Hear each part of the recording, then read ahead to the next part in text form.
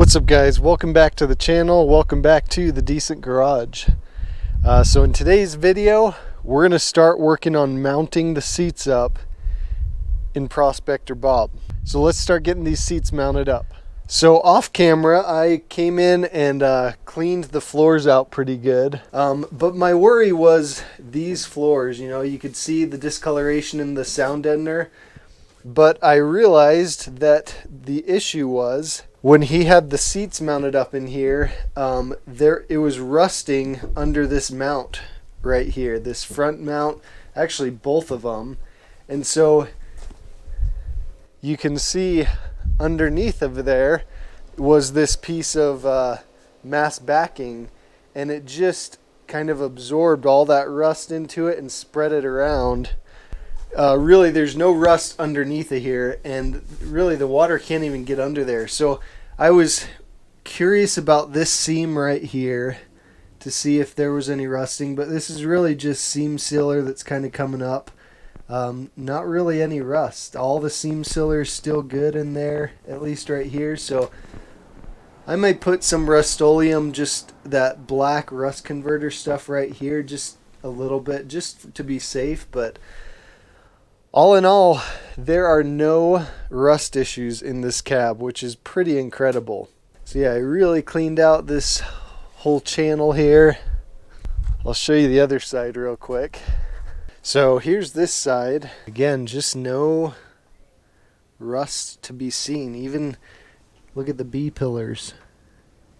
Nothing. You can kind of see that B-pillar. So if there's any doubt whether there are some rust-free crew cabs out there, there are. This is one, and honestly the OG crew cab is even cleaner than this one. So I've got two gems here, I guess you could say. Alright, so let me show you how we're going to go about mocking these seats up. Now, I mentioned in my last video, ideally you want to use the stock holes, which is right here and right here. And the reason is, if you look under here, those holes go right through this channel. Okay, so they have extra support. We're going to mount these seats up similar to the OG crew cab, but I think I'm going to try and use the factory holes. So I'm going to cut away this piece of sound deadener. Looks like this piece, which is very common, is kind of caved in. So I might actually cut that piece out and weld in some new metal, some nice thick metal. And then what we'll do is design the bracket around those four holes. But I think we can get away with just using the factory holes and it will be just fine. So, alright guys, let me show you where I'm at with this. I'm actually thinking this is going to work really good and maybe a good idea for anyone doing any seat upgrades in these first gens. So I cut out that piece that was dented in there, and what I'm going to do, I have this 1.5 inch square tubing, but it's just not quite wide enough. So I'm going to go get some 2-inch tubing, and I've actually got this one. Let's hop over there. I've got this one perfect so that it's 2 inches wide all the way around. I ground down the paint on the edges so I could weld it in there. So I'm going to cut a piece of 2-inch square tubing in half and get it to where it's just as tall as this rail right here, and then weld that in there. So this should work really good, and this is going to make it really strong because, again, we're using those factory mounts that are right above that channel under the cab. So I'm going to get some 2-inch square tubing and get welding that in there.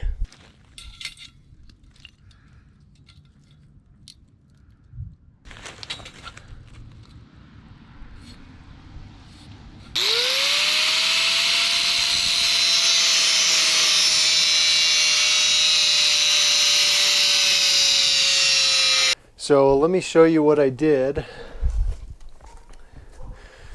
You guys saw I bought a 2x2 square tubing and just cut some pieces off. And that's these right here. So what I've got, this piece fits perfectly right in here, just like that. So we're going to tack this in here all around the perimeter. But I'm going to do one other thing. So this piece goes on the other side. I'm going to do one other measure to make sure that this does not collapse like the old piece did. I don't think it'll happen because this is much stronger steel, it's thicker. So I'll do that and then I'll show you guys exactly what I did if you want to take the extra measure to make sure this is nice and sturdy. So first, I'm going to mark where this hole is going to be at. Okay, and before I lift that up, I want to put a P here for passenger, a D here for driver, and we'll put an arrow for forward. Okay, so I'm going to go drill this hole out at about that same diameter, about 1/2 inch.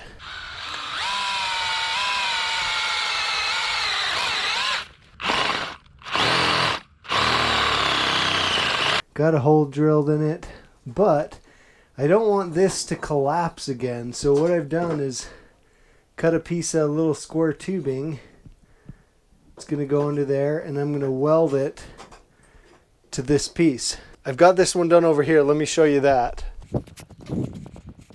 So right here you can see I've got the hole for the bracket. You've got a piece of square tubing welded under there so that when I really bolt down the seat bracket on here, it doesn't want to either pull the floor up or bend this part down. It'll really stabilize that piece. So this piece is ready to tack in.